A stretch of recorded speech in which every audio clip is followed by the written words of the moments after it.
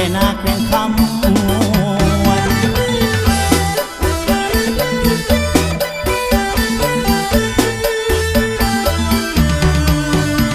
นางเอ๋ยบ่าวบ้านไกลมาถึงแล้วมาตามหาบักหอยใหญ่ยิ่งคนได้เห็นแม่นให้บอกสายหูแม่นแน่เด้อละเอ๋ยคนงามนางเอ๋ยเขานมปานหวานมีใสในทั่วเรื่องมะพร้าวอ่อนสิมัมตอนยังอ่อนแข็งได้กินแล้วบ่ฮอนลืม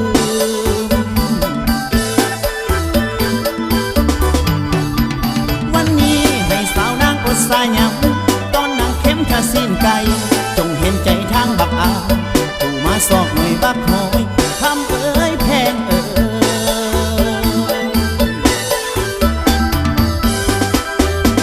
กล้วยลอยมีหัวใหญ่กล้วยงามปีอายมาเวียนหยอกผู้สาวต้อยพญาฟ้าสว่างได้มาพบสาวบุญนำพาสิ่งปรารถนาสิได้บ่นอสมดังใจ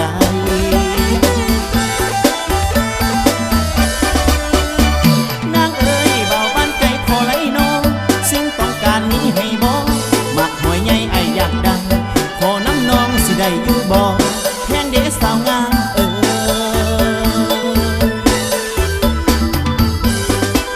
ห่างจำลาวันหน้าจะมาเยือนลากับเพื่อนสั่งสาวฝากหักไว้สาวคำมวลอย่าลืมคนบ้านใดหอยหน่วยใหญ่อยากให้ไพ่ไอขอจอ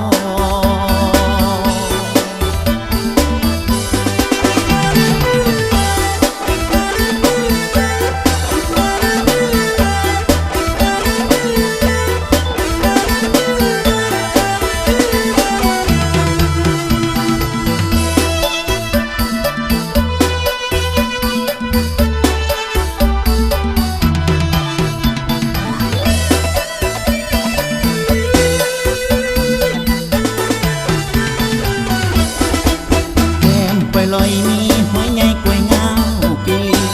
อายมาเวียนหยอกผู้สาวต้อยพญาฟ้าสว่าง